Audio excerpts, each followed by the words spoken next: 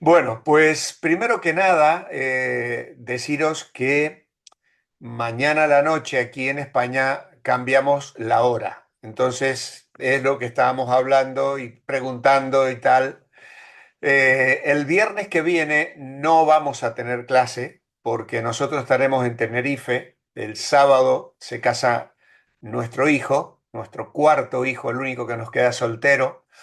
Entonces estamos de fiesta. Ya el lunes nos vamos ya con mi esposa y otro de mis hijos y su esposa y mi nieto viajamos, los demás también. Y a lo largo de la semana estarán viajando también otros hermanos de la iglesia. Así que va a ser una fiesta allí en Tenerife el sábado 2 de noviembre, que es la boda al mediodía. Por esa razón, entonces, la semana que viene no habrá clase, pero sí nos reencontraremos a la siguiente, el segundo viernes eh, de, de noviembre.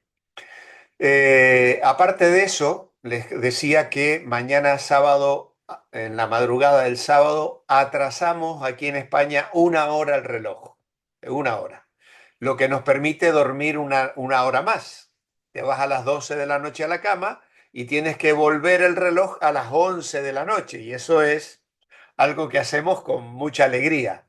Luego, claro, en marzo cuando hacemos al revés, perdemos una hora y ya nos fastidia un poco porque es una hora menos para dormir.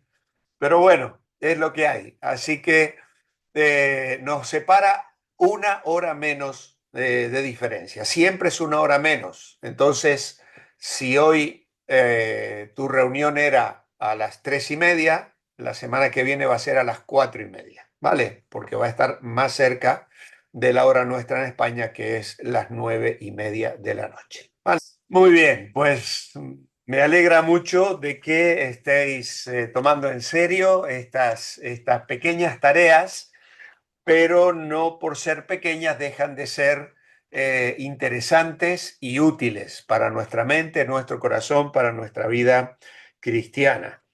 Cuando acabemos la clase de hoy, vais a ver que en realidad no hay tarea que cubrir o que hacer, pero lo que os voy a recomendar es que me mandéis la foto de la página 18 y de la página 19 que habéis completado a lo largo de la lección que vamos a tomar hoy, ¿vale?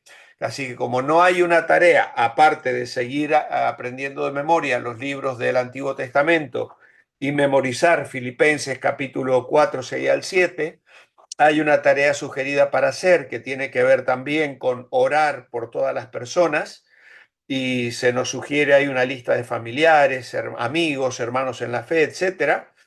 No hay tarea para cubrir como tal, entonces lo que os voy a pedir es eso, que cubráis el apunte que vamos a estar mirando hoy, página 18 y página 19, y entonces, incluso si no lo cubrís hoy, lo podéis cubrir otro día volviendo a rever en YouTube la clase, y una vez que lo hagáis, pues me hacéis una foto y lo enviáis, y eso os cuenta como la tarea del paso 7. ¿De acuerdo?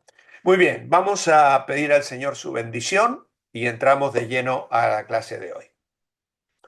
Amado Padre, queremos darte gracias por esta noche, esta tarde para algunos, la alegría del reencuentro, Señor, de estar unidos en un mismo sentir, con hambre de tu palabra, de tu persona, de vivir la vida cristiana conforme tú nos enseñas a través de tu palabra y de estas lecciones que versan en torno a lo que la palabra de Dios nos enseña. Háblanos al corazón, Señor, desafíanos, que podamos ser bendecidos al compartir este tema tan especial de la oración en la vida cristiana. Oramos agradecidos a ti en el nombre del Señor Jesucristo. Amén. Amén. Muy bien, pues voy a compartir entonces la pantalla y el sonido, así me podéis escuchar bien. Vamos a quitar aquí, porque se me ha puesto ahí arriba. Vale, muy bien. A ver si se me porta bien el Zoom y no me hace rabiar esta noche. Hablando con Dios es el título y nuestro querido personaje que hemos apellidado Cristiano está en una actitud de oración, con el rostro inclinado, los ojos cerrados y las manos entrelazadas. Quizás sea la actitud más corriente. No quiere decir que no podamos orar levantando las manos o incluso con los ojos abiertos, ¿eh? Simplemente la idea de cerrar los ojos es una costumbre que nos ayuda a concentrarnos, porque a veces los ojos abiertos hace que miremos a otras personas o miremos el entorno, lo que nos rodea, y perdamos la concentración en el Señor. Pero no hay en ningún lugar de la Biblia que diga que tenemos que orar con los ojos cerrados o con las manos cruzadas, ¿vale? Eso que quede claro desde el principio. Hablando con Dios, ¿qué es la oración? Orar es comunicarse con Dios. Es tan sencillo y natural como hablar con un amigo. A Dios se le puede hablar con toda confianza sobre cualquier tema o necesidad. La oración es una comunicación íntima con Él. La verdad es que es una frase muy completa, una declaración de idea principal de esta clase, muy consistente. Es completamente sencilla, directa y clara, que no necesita mucha explicación. Pero tristemente, a pesar de que esto parece ser una cosa más fácil, a lo mejor en nuestra experiencia personal no lo es tanto, porque nos presentamos delante de Dios con un lenguaje rimbombante, diciendo intentando usar cierta terminología, y no nos damos cuenta que el Señor mira nuestro corazón y que no necesitamos aprender de memoria formas o frases hechas, que el Señor espera que nosotros presentemos nuestra súplica y nuestra oración en este sentido pleno y directo. Ahora, yo os voy a sugerir aquí que si, yo no sé cómo habéis hecho los apuntes, si tenéis, yo por ejemplo tengo la página y del otro lado la tengo en blanco. Entonces, si la tenéis en blanco, yo sugiero que toméis nota, porque os voy a compartir algunas cosas que no van a salir en la pantalla. La oración se levanta en la Escritura como el lugar en donde los seres humanos nos reunimos con Dios. Es el lugar, el momento, la ocasión donde estamos nosotros conscientes de que estamos con Él. Él está siempre con nosotros, pero nosotros no siempre estamos conscientes de su presencia. Cuando oramos, entendemos que sí, estamos en un momento de encuentro personal. La persona menos dotada, la menos capacitada, se puede convertir en una experta en oración, porque la oración solo requiere un intenso anhelo de pasar tiempo con Dios. ¿Vale? La oración es como cuando se habla un idioma diferente. ¿Eh? Eh, Veis, si está en Italia, ella es venezolana, pero ya hasta tiene un dejo italiano, ¿no? Seguramente le costó al principio, pero ahora probablemente hasta le es más fácil hablar en italiano que tal vez en español. Ella está afirmando ahí, ¿no? Pues ¿por qué? Pues precisamente porque se le volvió algo común, debido al tiempo y los años que ha pasado compartiendo con gente italiana que hablaba en italiano.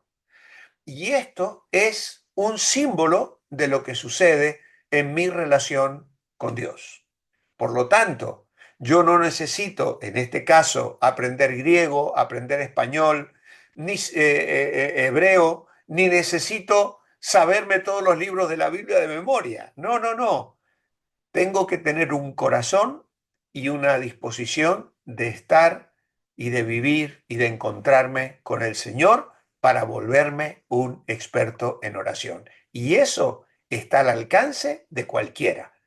Yo a veces A mí me llama la atención porque hay personas que esperan que los pastores oremos por ellos, ¿no? Pastor, ore usted, como si mi oración fuera, no sé, más trascendente o que yo tuviera enchufe, ¿no? En el cielo o que Dios me fuera a escuchar más. Pero bíblicamente, claro, eso arranca un poco de los sacerdotes en el templo y tal, pero la Biblia en el Nuevo Testamento rompe con eso y nos dice que hay un solo mediador entre Dios y los hombres, Jesucristo, hombre. Y ya podemos presentarnos en el nombre del Señor Jesucristo y no hace falta que nadie medie ni interceda por nosotros. Yo entiendo que encontramos consuelo. Yo muchas veces le he pedido a seres queridos, a mis padres o a otros pastores, a personas, apoyarme en oración, orar por mí, porque es una fuente de consuelo y de aliento saber que otros oran por nosotros. Pero despojémonos a veces de esa idea de que hay ciertas personas que tienen ese privilegio, diríamos, o una entrada especial ante el trono de la gracia, porque eso está al alcance de cualquiera. Orar es andar en la plena luz de Dios y decir sencillamente, sin trabas, soy humano y tú eres Dios. Cuando yo oro, estoy reconociendo mi debilidad y a Dios como Dios. Yo cuando oro reconozco mi pecaminosidad y mi completa necesidad ante el poder ilimitado, la santidad perfecta, la gracia soberana. El Salmo 39, verso 4 al 7 dice, hazme saber, Jehová, mi fin, cuál sea la medida de mis días, sepa yo cuán frágil soy. He aquí diste a mis días, término corto. La vida del hombre es como sombra, en vano se afana, amontona riquezas, no sabe quién las recogerá. Y ahora, Señor, ¿qué esperaré? Mi esperanza está en ti. Y justamente la oración alienta, da fundamento, nos coloca en la posición correcta. Él es Dios y nosotros somos seres humanos. Él es soberano. Por eso el Salmo 90 también dice, Señor, tú nos has sido refugio de generación en generación. Es decir, declaramos la dependencia de Dios. Algunos de nosotros ya la aprendimos y la recibimos de nuestros padres y la estamos transmitiendo a nuestros hijos.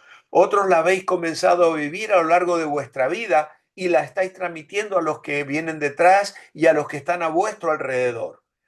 Una declaración de dependencia. Orar no es la manera de establecer la presencia de Dios en nuestra vida, sino más bien la manera de responder a la presencia de Dios, que es un hecho, sea que lo sienta o no.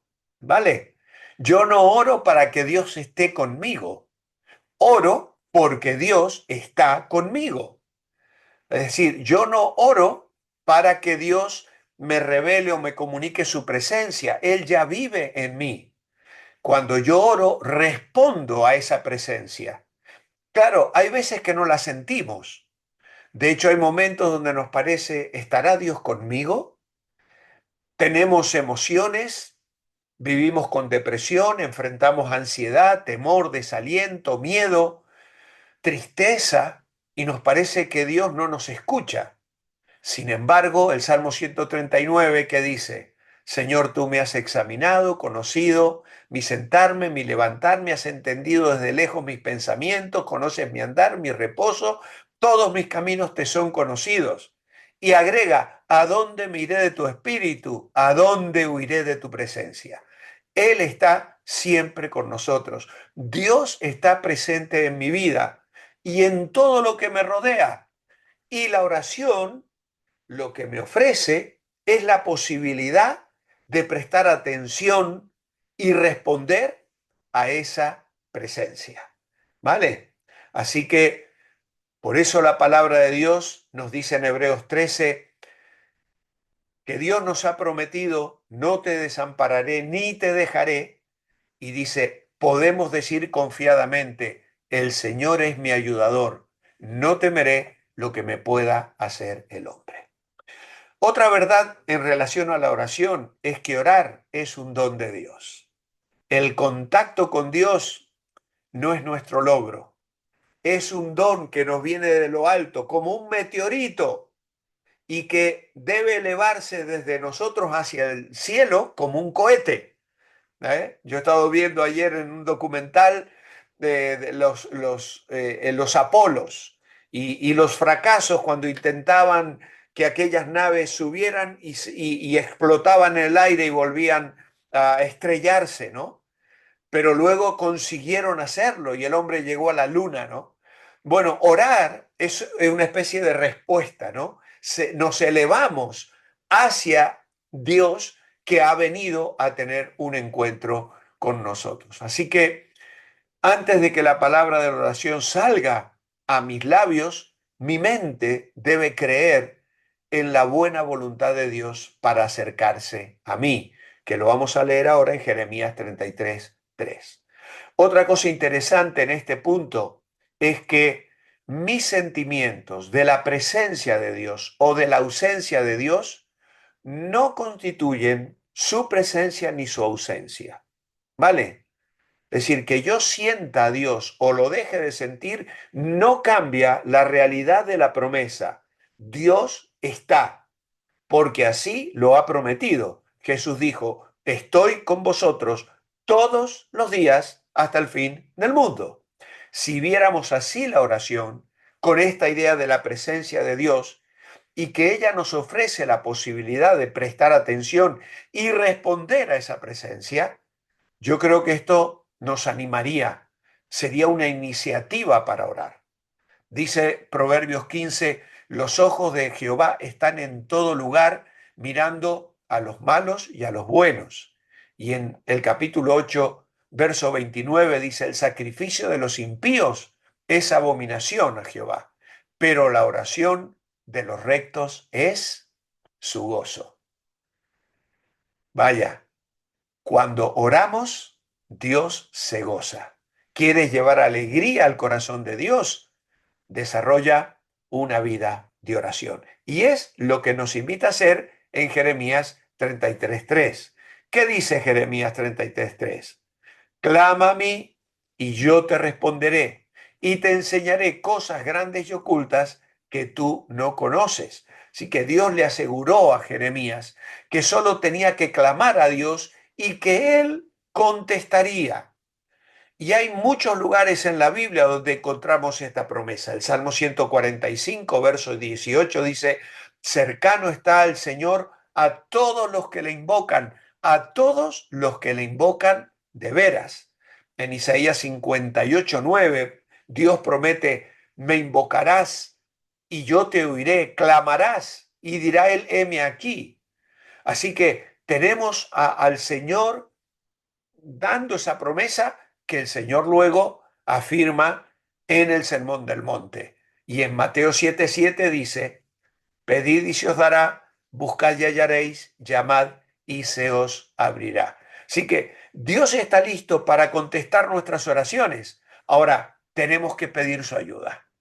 Con seguridad, Él puede ocuparse de nuestras necesidades sin que se lo pidamos.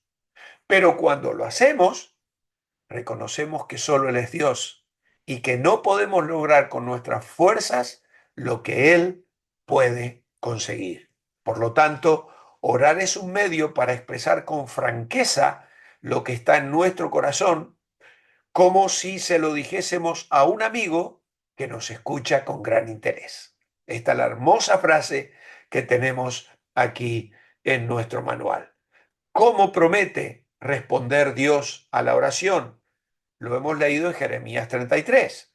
Clama a mí y yo te responderé y te enseñaré cosas grandes y ocultas que aún tú no conoces. Esta profecía comienza con la voz de Dios. Afirma su identidad allí en Jeremías 33 como el creador y sustentador del mundo. Y sigue con esa invitación al profeta para que tenga una relación más íntima con Dios. Aquí se ve que el Dios de todo poder creativo es el mismo Dios de la relación personal, aunque tal vez había aparecido como distante o ausente porque les había castigado, estaba castigando al pueblo de Israel, él siempre quiere una relación íntima con el profeta y también con el pueblo. Su palabra precisa es: clamad a mí, clamad y yo voy a responder. Y le decía a Jeremías: voy a darte comprensión y entendimiento de estas cosas que suceden, que estaban siendo dolorosas y que a veces incluso el propio Jeremías no alcanzaba a comprender. Por lo tanto, Dios le ofrece a Jeremías la oportunidad que sepa más de las cosas de Dios. Y la promesa es que Dios responderá cuando él clame. Le dice que quiere enseñarle más. Te voy a revelar cosas grandes e inescrutables, inaccesibles, que tú no conoces. Y entonces en nuestro manual nos hacen esta pregunta. ¿Habrá tiempos cuando Dios está demasiado ocupado para oír su clamor? Y hay un sí o un no. Y obviamente que la respuesta es no. No, nunca Dios está demasiado ocupado. Hermanos, pedir ayuda es la raíz de la oración. Vuelvo a repetir esto. Pedir ayuda es la raíz de la oración. El Padre Nuestro, por ejemplo, consiste en una serie de peticiones que expresan nuestra dependencia de Dios. Mateo 6, 9 al 13, por ejemplo, se centra primero en lo que Dios quiere de nosotros. Santificado sea tu nombre, venga tu reino, hágase tu voluntad en el cielo como en el cielo, así también en la tierra. ¿Eh? El pan nuestro de cada día, dánoslo hoy, perdónanos. Es decir, queremos que su nombre sea santificado, su reino, su voluntad. Y Dios quiere que deseemos esas cosas, que centremos nuestras vidas en ellas. Cuando nuestros hijos van superando la dependencia de nosotros, ahora nuestro hijo se va a casar, ¿no? Y nosotros como padres nos sentimos realizados, felices, aunque ya él es una persona adulta, tiene 34 años y ya hace unos años que salió de casa para irse a vivir a otro pueblo donde tiene su trabajo y donde tiene su piso, pero ahora de alguna manera al casarse es como si se cierra ya un ciclo, ¿no? Se completa ese ciclo. Y de alguna manera nosotros estamos emocionados con eso, pero es algo saludable y normal. Ahora, con Dios la regla cambia. Es al revés. Nunca dejo atrás la dependencia de Dios. Y si yo comienzo a pensarlo, me engaño a mí mismo. La oración nos ayuda a captar una visión de nuestro verdadero estado. Somos dependientes de Él y Él nunca está demasiado ocupado como para decir: Walter, ahora no te puedo atender. A mí me pasa, hay personas que me escriben, me mandáis WhatsApp, me mandáis las tareas y yo no os contesto, a veces pasan todo un día y no puedo ni siquiera mirar el teléfono hasta que encuentro un momento para sentarme y comienzo a guardar todos los PDFs que me estáis mandando, las fotografías de vuestras tareas, las archivo en vuestra carpeta personal para tener un control de vuestras tareas, ¿no?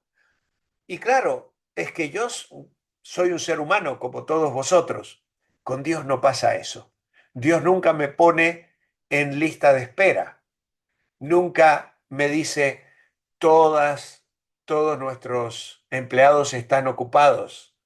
Y comienza a sonar una musiquita ahí que se repite y se repite y nos vuelve a decir: todos nuestros funcionarios están ocupados, ¿no? Esta llamada es gratuita, no se preocupe, porque hay otras que son que nos cobran encima, ¿no? Bueno, con Dios no pasa eso. Él está siempre atento y nuestra oración es escuchada. Hemos leído que la oración del justo es su gozo. Muy bien, la oración es un medio para protegernos. ¿Cuál fue el consejo que Jesús dio a sus discípulos para que ellos no entraran en tentación. Pues lo encontramos en Mateo 46, en el huerto de Getsemaní. Velad y orad para que no entréis en tentación.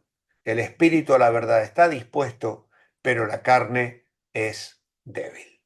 La palabra velar, velad, se convierte en estad alertas, permaneced vigilantes. La razón para el cambio es la frase para que no entréis en tentación. Una persona puede estar completamente despierta físicamente y todavía sucumbir ante la tentación, pero si se mantiene espiritualmente despierta, si con corazón y mente está alerta o vigilante, va a vencer la tentación. La tentación para los discípulos era la de ser infieles a Jesús. Y ya sabemos que ellos, incluyendo definitivamente a Pedro, no permanecieron alertas, no hicieron una labor ferviente de la oración y acabaron sucumbiendo ante el miedo y la tentación y abandonaron a Jesús y huyeron pretendiendo salvarse a sí mismos, de lo cual luego todos se sintieron arrepentidos, sin duda alguna, ¿no? Ahora, ¿qué peligros hay que evitar en la oración? Mateo 6:5 nos dice que evitemos la hipocresía. Cuando ores, no seas como los hipócritas, porque ellos aman el orar en pie en las sinagogas, en las esquinas, para ser vistos de los hombres. Ya tienen su recompensa.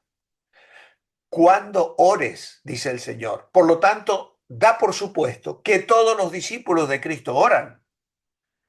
Yo a veces escucho personas que me dicen, no, pastor, yo no oro porque no sé orar. Pues mira, la Biblia da por sentado que si eres un hijo de Dios, vas a tener una vida de oración. Porque como hemos dicho, no necesitas aprender nada, no necesitas una fraseología especial. Puedes hablar con Dios con las palabras que te salgan. Y en este sentido, más fácilmente debería encontrarse vivo un hombre que no respirase que a un cristiano que no ore. ¿Vale? Es que no debería existir un cristiano que no tenga una vida de oración. Si falta la oración, falta la gracia. Ahora, los hipócritas eran culpables de dos grandes faltas cuando oraban: la vanagloria y la vana repetición. Y hermanos, cuando oramos, no debemos tener ni orgullo ni vanagloria en la oración, ni siquiera desear ser alabados por los hombres. ¿Cuál era la práctica de los hipócritas? En todos sus ejercicios de devoción, su intención primordial, ¿cuál era? Que los demás los observaran. Y se ponían a orar en las esquinas de las calles, en los lugares altos para que todos los pudieran ver. Y cuando parecían mirar hacia arriba en sus oraciones, con el ojo de su alma, estaban mirando hacia abajo y estaban esperando el aplauso de los que los observaban. Eso, dice el Señor, es hipocresía. Y en Mateo 6:7 agrega, y orando no uséis vanas repeticiones como los gentiles, que piensan que por su palabrería serán oídos. Y así que algunas personas piensan que repetir las mismas palabras y una y otra vez como un encantamiento hará que Dios los oiga. No es erróneo acercarnos a Dios con la misma petición. A mí me gusta, yo tengo oraciones escritas, yo tengo en mi ordenador oraciones escritas, en mis Biblias tengo oraciones escritas y me gusta leerlas y muchas veces las oro casi de memoria, pero no porque quiero repetirlas como que son un encantamiento o una manera de convencer a Dios, sino porque son oraciones elaboradas que he podido en algún momento de mi vida formular para expresar una necesidad muy claramente y eso me ayuda a mí a volverlas a presentar delante del Señor. Lo que el Señor condena son las repeticiones triviales que se elevan no con un corazón sincero. Nunca se ora demasiado si nuestras oraciones son sinceras. ¿Cuál es en realidad la falta que aquí se reprueba?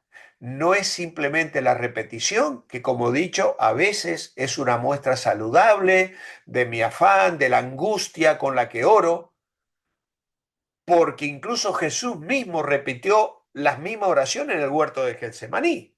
Dice que él repitió lo mismo 2 o 3 veces. El Señor se refiere a vanas repeticiones, a una repetición mecánica, a la oración de rodillo, como alguien ha llamado a las devociones, como el rosario, por ejemplo, y que se asemeja a las oraciones de rollos y cosas que en realidad incluso se utilizan en otras religiones, ante los ojos sin vida de una estatua como la de Buda, por ejemplo, en la palabrería sin sentido, sin medida, como una mera elocuencia prolija en la oración, pero en realidad lo que les encanta es oírse a sí mismos hablar. Y eso es una vana repetición. Ahora bien, ¿cómo debemos orar? Los salmos dan muchas razones para alabar a Dios. Por ejemplo, ¿qué motivo nos da el Salmo 106, versículo 1 para alabar a Dios? Pues este salmo nos dice, alabad a Jehová porque Él es bueno, porque para siempre es su misericordia. Este salmo comienza con una nota muy positiva de alabanza y aleluya, y el propósito es reconocer públicamente que Dios es misericordioso. En efecto, este es el sentido temático del salmo, y este poema persigue un estilo y una finalidad que también está presente en el salmo anterior, en el salmo 105. El salmista está afirmando públicamente las acciones misericordiosas y poderosas de Dios, y también las describe como dichosas, felices, bienaventuradas a las personas que son justas en la vida. Como dice el verso 3 de este salmo, dichosos los que guardan juicio, los que hacen justicia en todo tiempo. Aquí el poeta está reconociendo la gracia y el amor de Dios, que está íntimamente relacionada con las obras de justicia que se llevan a cabo en la vida del que ora, del que cree, del que alaba. Alabada al Señor porque Él es bueno, porque su misericordia es para siempre. En lugar de vivir preocupado, ¿qué debe hacer? Filipenses 4:6 dice, por nada estéis afanosos, sino sean conocidas vuestras peticiones delante de Dios en toda oración y ruego con acción de gracias. ¿Con qué actitud se debe pedir a Dios? Pues con acción de gracias. Y aquí el texto nos está diciendo, por nada os afanéis, os inquietéis. Y el verbo inquietarse aparece en otros pasajes con un significado incluso positivo, de estar preocupado por o de interesarse por. Incluso en esta misma epístola, Timoteo se preocupaba, dice Pablo en el capítulo 2, verso 20, sinceramente por el bienestar de los filipenses.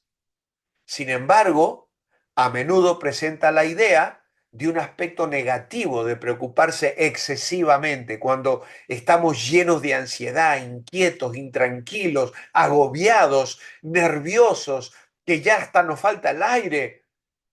Esa ansiedad puede ser por la comida, por la bebida, por la ropa, por el día de mañana, por la vida, por cómo responder a las acusaciones, en fin, por muchas cosas. Problemas en el trabajo, problemas con los compañeros, un jefe que nos trata mal, que nos exige demasiado. Pero el remedio para la ansiedad y la preocupación se llama oración. Oración y más oración. Y Pablo dice, todo, toda plegaria, toda necesidad se debe presentar delante de Dios con toda oración y ruego. Todas vuestras peticiones acompañadas con acción de gracias. Y nuestro apunte nos dice que al orar, dando gracias a Dios, se está expresando fe en Dios por la contestación que Él dará a esta petición. Por eso el versículo 7 dice que el cristiano puede experimentar paz. Y la paz de Dios, que sobrepasa todo entendimiento, guardará vuestros corazones y vuestros pensamientos en Cristo Jesús. Así que al dejar la carga en manos de alguien que es completamente capaz de ayudarnos, esta paz tiene sus cimientos en la gracia y es merecida por Cristo para nosotros. No es una paz que yo me gano, es la paz de la que el Señor habló a los discípulos en Juan 14, cuando les dijo, paz a vosotros, y se puso en medio de ellos. En Juan 16:33 dice, estas cosas os he hablado para que en mí tengáis paz. En Juan 14:27 les dijo, la paz os dejo, mi paz os doy. Yo no os la doy como el mundo la da, no se turbe vuestro corazón ni tenga miedo. Y Pablo habla al principio y al final y a veces en medio del cuerpo de sus epístolas de este tipo de paz. Y a los filipenses, como casi siempre, la nombra inmediatamente después de la gracia en el saludo. Gracia y paz a vosotros. Va siempre junto, la gracia y la paz. La paz es la sonrisa de Dios reflejada en el alma del creyente. Vuelvo a repetir esta frase, hermanos. Anotadla. La paz es la sonrisa de Dios reflejada en el alma del creyente. Es la calma del corazón después de la tormenta del Calvario. El Señor padeció el Calvario para que yo hoy disfrute de calma y de paz. Es la firme convicción de que Dios no escatimó ni a su propio Hijo, sino que lo entregó por todos nosotros y nos dará con él todas las cosas. Isaías 26:3 dice, tú guardarás en completa paz a aquel cuyo pensamiento en ti persevera, porque en ti ha confiado. La paz en el presente contexto aquí de Filipenses es el don divino que resulta de la gozosa meditación en las bendiciones de Dios, en esa magnanimidad que mostramos para con el prójimo y de la oración hecha con confianza en el Altísimo. Por lo tanto, volvemos allí a Filipenses 3 y nos encontramos con una expresión maravillosa. El Señor está cerca, les ha hablado allí porque se estaban teniendo conflictos a Evodia y Síntique, que arreglen las diferencias entre ellos, y entonces no estéis afanosos. Orad, sed agradecidos, y la paz de Dios, que sobrepasa todo entendimiento, guardará vuestros corazones. La paz es la sonrisa de Dios reflejada en el alma del creyente. ¿Con qué actitud debemos acercarnos a Dios según Hebreos 4:16? Pues dice, acerquémonos pues confiadamente al trono de la gracia para alcanzar misericordia y hallar gracia para el oportuno socorro. Hermanos, qué palabras más alentadoras.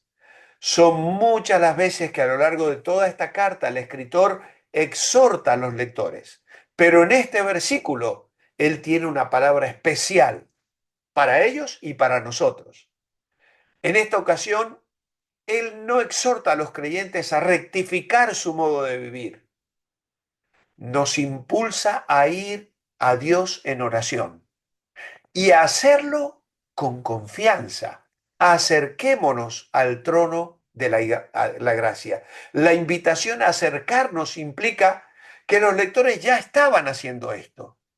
El escritor usa este mismo verbo en el capítulo 10, verso 22, cuando dice, acerquémonos a Dios con corazón sincero, en plena certidumbre de fe. Y repite la misma invitación con palabras algo diferentes en Hebreos 7, en el capítulo 10, verso 1, en el capítulo 11, verso 6, donde dice, sin fe es imposible agradar a Dios porque es necesario que el que se acerca a Dios crea que le hay. En Hebreos 12:12 12, dice, levantad las manos caídas y las rodillas paralizadas, haced sendas derechas para vuestros pies. Y agrega en el versículo 22, sino que os habéis acercado al monte de Sión. El verbo acercarse tiene una connotación religiosa porque era un verbo que se usaba y se refería a los sacerdotes que en su servicio religioso se acercaban a Dios con los sacrificios. Ahora, el sacrificio de Cristo ya está consumado y ya no hacen falta todos los otros sacrificios del Antiguo Testamento ni del templo. De hecho, el templo pronto iba a ser destruido y ahora el escritor nos exhorta a que nos acerquemos al trono de la gracia en oración, puesto que el único sacrificio que el creyente puede traer es un corazón quebrantado y contrito. Lo dice David en el Salmo 51, verso 17. Los sacrificios de Dios son el espíritu quebrantado, al corazón contrito y humillado no despreciarás tú. El gran sumo sacerdote ya ha traído el sacrificio supremo, se ofreció a sí mismo sobre la cruz a favor de su pueblo. Ese sumo sacerdote misericordioso y fiel nos invita a nosotros, débiles pecadores, que sufrimos tentaciones, a acercarnos al trono de la gracia. ¿Por qué orar entonces? Porque Jesús lo hizo. Jesús, que aceptó las limitaciones del tiempo mientras vivía en este planeta, entendió mejor que nadie la vasta diferencia entre Dios y los seres humanos. Y valoró la oración lo suficiente como para dedicarle muchas horas a la oración. De hecho, mientras estaba en la tierra se hizo vulnerable como somos nosotros, fue rechazado como a veces nosotros somos rechazados y probado como nosotros somos probados. Y en cada ocasión su respuesta fue la oración. Qué hermoso, ¿no? Y aquí nos sugieren una discusión abierta. En su opinión, ¿a qué se debe ese grado de confianza que puede tener en Dios? Podemos meditar sobre esto, ¿no? ¿A qué se debe ese grado de confianza? ¿Es un invento nuestro? ¿Es una ocurrencia? ¿Estamos usando argumentos? No, estamos fundamentados en lo que la palabra de Dios nos enseña. Jesús dijo, aún no habéis pedido mucho, nada en mi nombre. Pedid y recibiréis para que vuestro gozo sea cumplido. Por lo tanto, nuestro grado de confianza en Dios debe crecer y crecer y crecer, y aún más y más deberíamos clamar y esperar, porque el Señor espera que oremos sin cesar. Y la idea de 1 Tesalonicenses 5:17 es precisamente esa: orad sin cesar, uno de los versículos más cortos de la Biblia. Claro, no podemos pasar todo el tiempo sobre nuestras rodillas, pero es posible asumir una actitud de oración todo el tiempo. Esta actitud se construye sobre el reconocimiento de mi dependencia de Dios, tomando en cuenta que Él está conmigo y que yo estoy determinado a obedecerle en todo. Entonces voy a encontrar que es natural orar con frecuencia, espontáneamente, oraciones cortas. Una actitud de oración no debe sustituir al tiempo de oración dedicado a la oración en sí, pero debiera ser una consecuencia de ese momento, de ese tiempo, que le solemos llamar hora silenciosa o devocional, cuando nos levantamos en la mañana y dedicamos minutos para encontrarnos con el Señor. Si debe orar todo el tiempo, quiere decir eso, que puede orar en cualquier lugar, como por ejemplo en su trabajo, viajando, etcétera. Pues sí, es depender en todo y para todo del Señor. Orar sin cesar, así como lo hacía Él. De hecho, en Primera Tesalonicenses, Pablo dice que él oraba constantemente por, por los tesalonicenses. En el capítulo 1, verso 3, en el capítulo 2, en el capítulo 3, constantemente Pablo dice, oro siempre por vosotros. Ahora, Pablo no está diciendo que debemos orar noche y día, sino que debemos tener siempre una actitud orante, dependiendo en todo del Señor.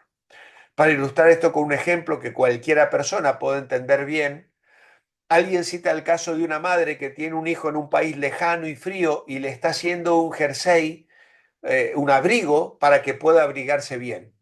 Sin hablar y aún sin pensar directamente en el hijo, cada puntada del ganchillo es como un acto de amor hacia el hijo ausente. Del mismo modo, si mi intención en todo lo que hago está dirigida a la gloria de Dios, como el apóstol Pablo aconseja, toda mi vida va a ser una vida de constante oración. Muy bien, ya vamos encaminados hacia el final. ¿Qué debe incluir mi oración? Bueno, nuestra oración debe incluir confesión de pecados para que no estorben nuestra comunión con Dios. Tal vez lo primero es presentarnos delante del Señor y decir, Señor, sé que he pecado. A veces consciente y otras inconscientemente. Señor, gracias te doy por la sangre de Cristo que me limpia de todo pecado. Y una vez que yo he hecho esa confesión, entonces paso a la adoración. Y adorar es alabar por lo que Él es, por lo que Él hace, es glorificar su nombre. En ese momento puedo ponerme una hermosa canción de alabanza en el móvil o en el instrumento que yo use en casa para escuchar música cristiana, himnos inspiradores que me alienten en mi comunión con el Señor. Luego peticiones. Y entonces traigo delante del Señor las necesidades personales y también la intercesión por otros. Orar no solo es ir como cuando voy al supermercado con una lista. Señor, tengo que comprar leche, mantequilla, pan, lechuga, mayonesa. No, no. A veces sí, Señor, necesito esto y esto, pero luego también, Señor, bendice a mi esposa, bendice a mis hijos, bendice al pastor, bendice a mi hermano, mi hermana, bendice a esta familia, esta familia que está atravesando problemas económicos o situaciones de enfermedad. ¿Cuántas veces tenemos motivos de oración y intercedemos por las personas delante del Señor? Y luego acción de gracias. ¿Qué ha hecho Dios por nosotros? Claro, tenemos que saber que Dios ha ido respondiendo a nuestro clamor. ¿Cómo yo no voy a tener una expresión de gratitud hacia este Dios que ha respondido a mi oración? Y esa respuesta me afirma para continuar pidiendo y seguir esperando en Él. Según Juan 14:13, debemos pedir en el nombre de Jesús. ¿Vale? El Señor lo enseña claramente en este capítulo. Juan capítulo 14, verso 13, todo lo que pidieres al Padre en mi nombre lo haré para que el Padre sea glorificado. Cuando Jesús dice que debemos pedir lo que sea, debemos recordar que nuestra petición debe ser en su nombre. Es decir, de acuerdo con el carácter y la voluntad de Dios. Pedir en el nombre de Jesús es pedir por cosas santas, es pedir por cosas buenas. Yo no puedo pedir al Señor que bendiga una desobediencia. A veces vienen personas, chicas, chicos, y me dicen, pastor, ore porque me he puesto de novio con una chica que no es creyente. Ore para que se convierta. Lo siento, querido. ¿Cómo le voy a pedir al Señor que bendiga una desobediencia? Has empezado mal. Debiste orar por su salvación antes de entrar en una relación de noviazgo con ella y viceversa. A veces vienen padres, cuando hacíamos campamentos con los jóvenes, me acuerdo, venían padres y nos decían, ay, pastor, a ver si esta semana puede hacer algo con mi hijo. Y yo a veces pensaba, claro, nos piden a nosotros que una semana hagamos lo que ellos, como padres, no han sabido hacer durante toda una vida. Hermanos, todos tenemos que asumir nuestras responsabilidades. Yo sé que a veces pueden haber hijos rebeldes y que puede haber situaciones que se pueden explicar y no siempre es fácil, ¿no?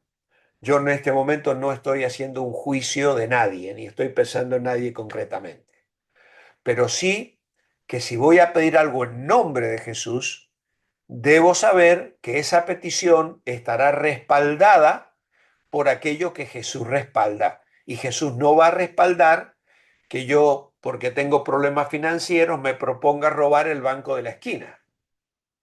Es ridículo, ¿no? Si le señor, mira, si yo asalto el banco, voy a tener 1 millón de pesetas de dinero y de euros y con eso voy a pagar todas mis deudas. Pues no, Dios eso no lo va a bendecir. Dios no va a conceder peticiones contrarias a su naturaleza o a su voluntad. Y no podemos usar su nombre como una fórmula mágica para satisfacer deseos egoístas. Si seguimos a Dios con sinceridad y procuramos hacer su voluntad, nuestras peticiones estarán en línea con lo que Él desea y a eso Él se compromete a conceder. Así que esas oraciones que se hacen en nombre de Cristo no son ni egoístas, buscan el interés del reino de Dios, proceden de la fe y están de acuerdo con la voluntad de Dios. Por eso decimos, no como nosotros queremos, Señor, sino como tú. Porque mi clamor, mi oración es para tu gloria. ¿Qué más aprendemos acerca de orar en los siguientes pasajes? Vamos a apurar un poquito.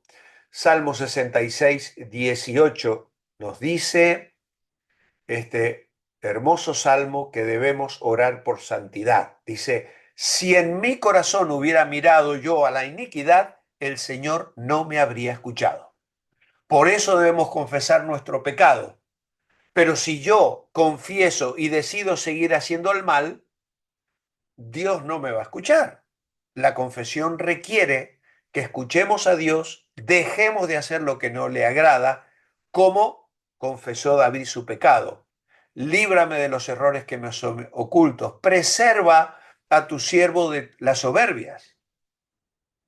Si nos negamos a arrepentirnos, si abrigamos y acariciamos ciertos pecados, se levanta un muro entre nosotros y Dios. Y entonces quizá no podamos confesar todos los pecados que cometimos, pero mi actitud debe ser de confesión y obediencia. Vale, como dice aquí, si yo hubiese mirado, acariciado la iniquidad, si yo hubiese amado el pecado y me hubiese permitido cometerlo, Dios no escucharía mi oración. Hay veces que pecamos casi sin querer, metemos la pata, hacemos cosas indebidas, pero lo hacemos casi por ignorancia, ¿no? Entonces, el Señor valora también eso. Debemos orar en santidad y con corazones limpios, con corazones limpios.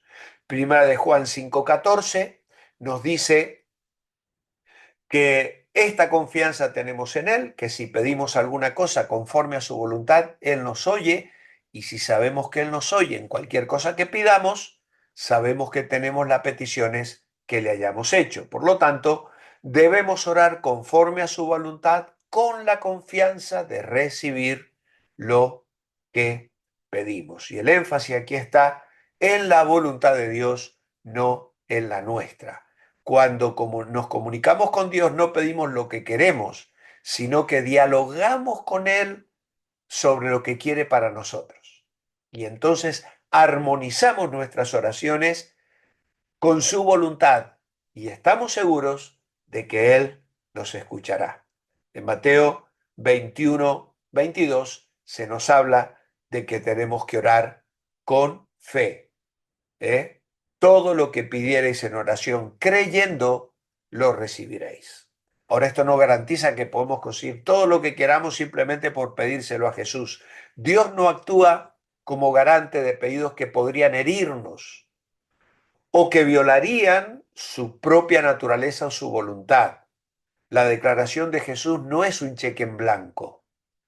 No le voy a torcer el brazo al Señor porque tú dijiste todo lo que pidieres en oración creyendo lo voy a recibir, Señor.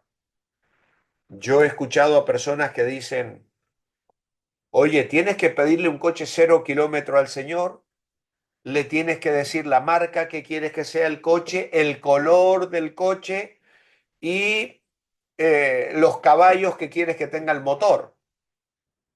Yo no sé de dónde sacan semejante cosa, pero claro, esos gustos personales, yo no creo que el Señor aquí se esté comprometiendo a darme porque yo estoy entendiendo que Él está comprometido conmigo.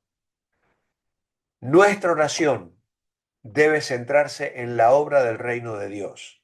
Cuando el Salmo 23 dice, Jehová es mi pastor, nada me faltará, significa que no me va a faltar nada de lo que Dios me quiera dar, no de lo que yo quiera tener, que es diferente. A veces yo quiero tener, como digo, un coche 0 kilómetro, unas buenas vacaciones, quiero tener dinero, quiero tener una casa, quiero tener un chalet, quiero tener una piscina, queremos tener tantas cosas, pero a eso Dios no se compromete. Mis peticiones van a estar supeditadas a la voluntad de Dios y entonces Dios gustosamente las va a contestar. La fe, si es sincera, estimulará la oración y la oración no será sincera si no brota de la fe, si brota del orgullo, de la ambición personal, si brota de mis anhelos personales, de mis raíces de amargura, de mi rencor contra otras personas. Dios no va a responder esa oración. ¿Vale? Ahora, la condición para recibir es orar creyendo. Y entonces Él contestará y no habrá frustración a esas expectativas de la fe. ¿Qué dice la primera parte de Efesios 3:20 que nos anima a orar? Que Dios es poderoso para hacer todas las cosas mucho más abundantemente de lo que pedimos o entendemos. Y parece que Pablo quiere usar todas las palabras posibles para comunicarnos lo inmenso del poder de Dios que se encuentra en Cristo. Y él ha terminado cada uno de los capítulos previos con alabanza a Dios por su gran victoria en Cristo. Y aquí nos dice que el poder de Cristo es tan grande que resucitó de los muertos y ascendió sobre todo. Y nos enseña que su poder es tan grande que ha reconciliado judíos, gentiles entre sí con Dios y ahora está construyendo un templo para la gloria eterna de Dios. Y en ese párrafo que consideramos, Pablo comparte la emocionante verdad de que este poder está sobre toda nuestra disposición. En otras palabras, el poder de Cristo como el amor de Cristo, más allá de la comprensión o medidas humanas. Y es precisamente a esta clase de poder que tú y yo tenemos que recurrir para caminar y para librar la batalla que nos ha de llevar a la victoria.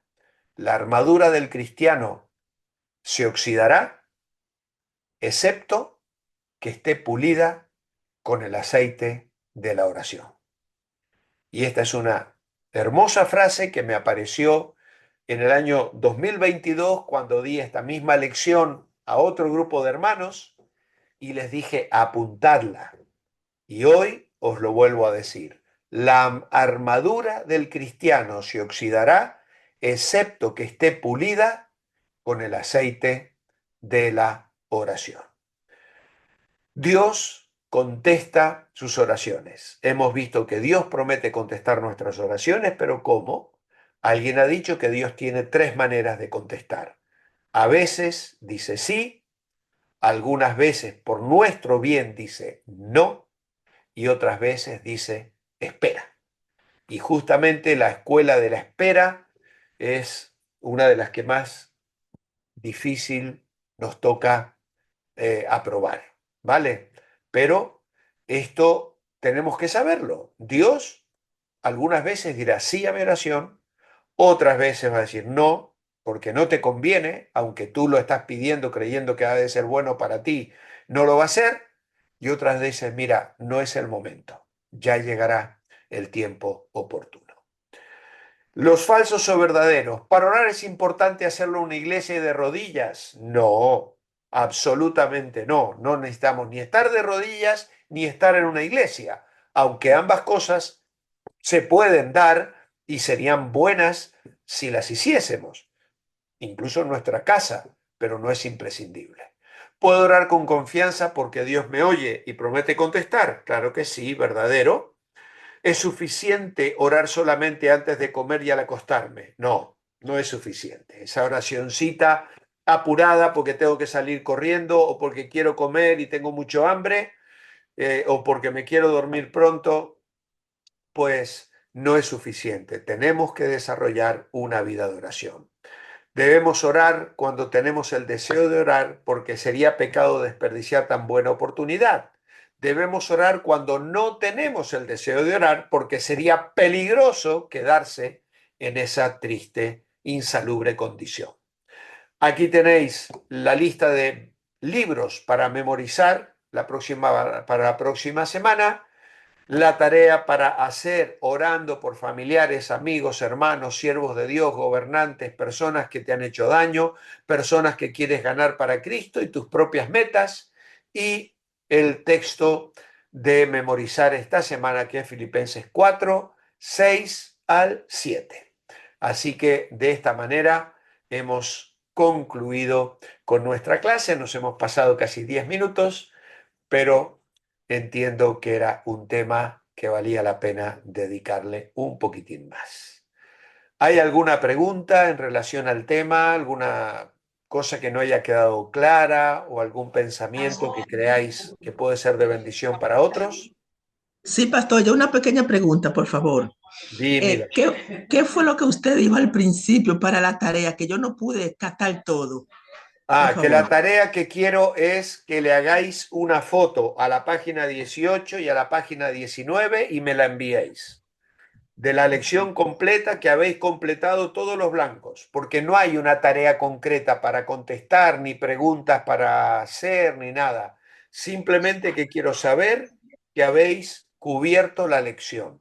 Por lo tanto, si no la cubristeis durante este tiempo que estuvimos viendo frase por frase, podéis verla mañana cuando la ponga en YouTube y la cubrís y luego me la enviáis. Esa es la tarea de esta semana.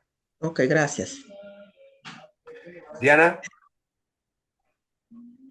abre. Hola, pastor, buenas noches. Entré un poco tardecito, pero alcancé. Eh, si me puede repetir, por favor, la armadura del cristiano se oxidará,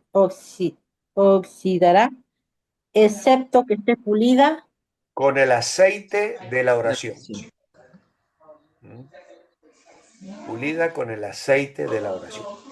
Ok, Muy bien. muchas gracias. Todo, Daisy, ¿querías todo. preguntar algo o simplemente hiciste un gesto con la mano? Simplemente Ah, soy yo. Muchas gracias. vale. ¿Alguien más? ¿Alguna pregunta? Nuria levantó la mano. Pastor, buenas tardes. Bueno, en Costa Rica para todos. A mí me gustaría que que me quedara bien claro lo de vanas repeticiones. Por ejemplo, los cristianos hacemos repeticiones, por ejemplo, oraciones que están en Gálatas, en Efesios, donde, por ejemplo, el Señor dice, este, que el Señor abra el entendimiento, que el Señor, Ya. y esas no son vanas peticiones porque No, no, no. estamos declarando la palabra de Dios, ¿verdad? Exacto, claro. Las vanas peticiones, bueno, usted me aclara, usted es el maestro, son aquellas repeticiones que se hacen como cuando nosotros pertenecíamos a una, ¿verdad? Claro, Eh, claro. Es cuando, por ejemplo, bajo la Iglesia Católica, para ser claros, te decían, si has pecado, para que Dios te perdone, tienes que repetir 5 veces o 10 veces el Padre Nuestro o el Ave María. A eso nos referimos. Es decir, eso no tiene ningún sentido. Repetir 5 o 10 veces una oración escrita, por más hermosa que sea, es una vana repetición, porque eso no va a convencer a Dios ni hace nada. Lo que Dios busca es un espíritu contristado, ¿no? Y una confesión de arrepentimiento. Yo la perdí a Nuria, no sé si se descolgó, porque ya no la veo. sí, aquí Sí. estoy, Ah, pastor. estás ahí. Ah, se cambió de Ujú. lugar ahí, ya, ahora te veo. Esa es vana repetición, es decir, hacer cosas por repetirlas como un loro, pero yo repito muchas veces el Padre Nuestro. A mí es una de mis oraciones preferidas. Es más, tengo un anillo que no lo estoy usando estos últimos tiempos, pero este anillo tiene el Padre Nuestro escrito. Y muchas veces me lo pongo en la semana y me lo llevo y me lo toco y lo repito porque me recuerda, Padre Nuestro que estás en los cielos, santificado sea tu nombre, venga tu reino, hágase tu voluntad. Es una oración hermosa, yo la repito muchas veces, pero no la repito 3, 4, 5, 7 veces o 10 veces para que Dios me bendiga o para que me perdone los pecados o para lo que sea. Es, yo incluso, ya lo dije, tengo otras oraciones escritas que he ido elaborando a lo largo de los años y que me gusta leer y releer cada día. Tengo unas para el lunes, otras para el martes, otras para el miércoles, otras para el jueves, y yo todas las semanas las vuelvo a leer y me hacen bien, pero las leo y las oro porque tienen unas expresiones de mis necesidades espirituales y yo se las vuelvo a decir al Señor, pero las leo y las oro como si fuese la primera vez que las estoy leyendo. Entonces, eso no es una vana repetición. La vana repetición es a eso a lo que nos hemos referido, Nuria. ¿Vale? Muchas gracias por la aclaración, me quedó muy claro. Muy bien. Muy bien. Pues estamos terminando. Pastor Walter, Entonces, Mirvia, quiero un comentario. dime. Vea, en cuanto de la oración este, específica, porque alguien dijo que yo escuché, pues, que tenemos que hacer oraciones específicas en cuanto a las cosas que uno pide, así como usted dijo que quiere un carro 0 kilómetros con esto y esto, así que eso, que tenemos que hacer oraciones específicas porque Ana hizo su oración específica. Él se basaba en el relato de Ana, que pidió un hijo varón. ¿Ven? Entonces, dice el hermano, es un hermano, que tenemos que Ya, orar así, con oraciones específicas, porque Dios le gusta que le especifiquen las oraciones. ¿Qué usted me dice de eso? claro. Lo que pasa es que tenemos que entender la oración de Ana en el contexto cultural al que ella pertenecía. Es decir, no tener un hijo en el contexto de Israel era una ignominia. Para una mujer era una frustración. La mujer se realizaba dándole hijos a su marido. Y sobre todo si eran hijos varones, todavía más, ¿no? Y ella estaba en el contexto de estar abochornada por la otra mujer de su marido. ¿Eh? Y a pesar de que ella era la amada, su marido le decía, "Ay, no te soy yo mejor que 10 hijos", le decía todavía su marido.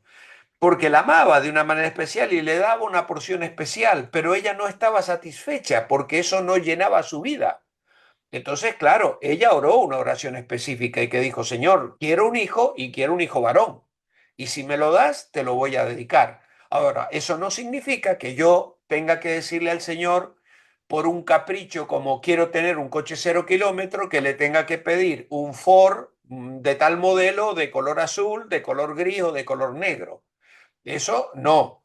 Entonces, claro, yo hay cosas específicas que le pido al Señor. Yo le pido al Señor, de hecho lo hacemos cada miércoles. Le pedimos, Señor, sana a Salma, ¿no? Es una niña que tiene un problema específico con una enfermedad de piel terrible y que sufre con los compañeros que le dicen que da asco porque de ella tienen que ponerle una crema en sus manitos y tiene como escamas y la piel se le cae con todo el tiempo y los otros niños son muy crueles. ¿Y nosotros qué pedimos? Señor, sánala.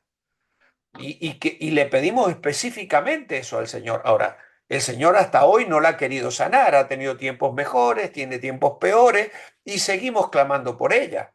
Pero Dios no está obligado a responder tampoco esa oración. Hay otros enfermos, ¿no? Hay veces que le pedimos específicamente, Señor, que se salven las almas. Y está bien que le pidamos por salvación de almas, pero ¿qué nos enseñan aquí?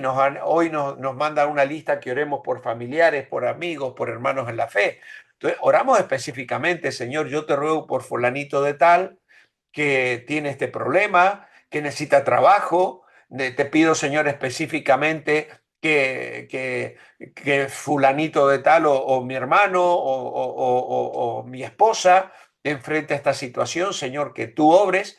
Y ahí somos específicos. Y claro, a veces yo creo que podemos caer en el error de orar por tantas cosas en general que luego no sabemos si el Señor nos ha respondido la oración, porque hemos orado tan generalmente que luego las bendiciones son generales y no tenemos ninguna cosa concreta por la cual dar gracias y decir, sí, estuve orando por esto tanto tiempo y el Señor me respondió. ¿Vale?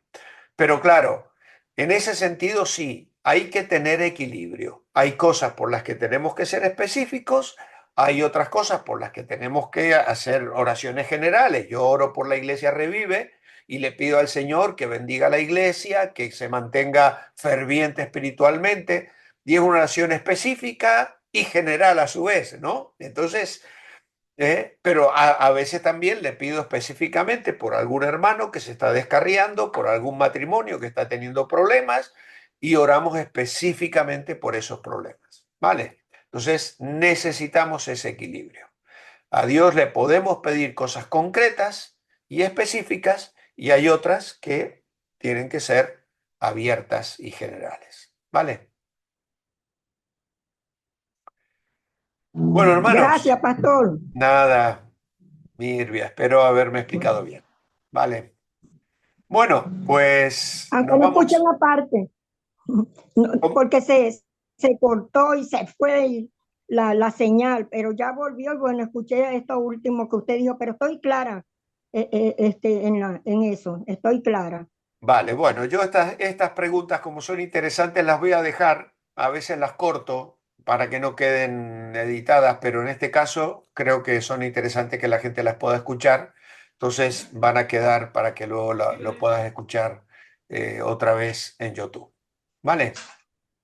Muy Vale. bien, Gracias. nos vamos a despedir entonces ya con oración. Si alguien tiene algo que contar o preguntar, también me puede mandar un WhatsApp que con todo gusto intentaré responder. Le voy a pedir a Eli, por favor, que abra su micrófono y nos despida con oración. Señor, muchas gracias por esta noche, por este estudio. Gracias, Señor, por este medio tan bueno, tan hermoso, tan fácil, tan cercano que nos has dejado, que es la oración. Señor, ayúdanos a valorarla, a aprovecharla, a comunicarnos contigo, a hablar contigo, a tener confianza, libertad, como dice tu palabra, entrada libre por un camino nuevo y vivo. Señor, te pedimos que tú nos bendigas para que sepamos orar como conviene, para que sepamos pedir como conforme a tu voluntad, y no a nuestros caprichos, ni nuestro orgullo, o nuestros egoísmos, nuestros enfados. Señor, ayúdanos a ser transparentes contigo y a pedir de acuerdo a tu voluntad, y así nos irá bien. Bendice a cada uno de los hermanos que está aquí. Bendice nuestras familias, Señor, nuestra vida, nuestras iglesias, que tú nos ayudes a dar siempre testimonio de ti. Te lo pedimos en el nombre del Señor Jesús. Amén. Amén. Bueno, podéis abrir vuestros micros para despediros. Recordad que el viernes que Buen viene viaje. tenéis descanso. Aparte, el 1 es festivo también. Así que dentro de 15 días nos reencontramos en esta clase de Buen viaje, nosotros de que la el Señor les Bendición, bendiga. pastor, y Sí, feliz que disfruten de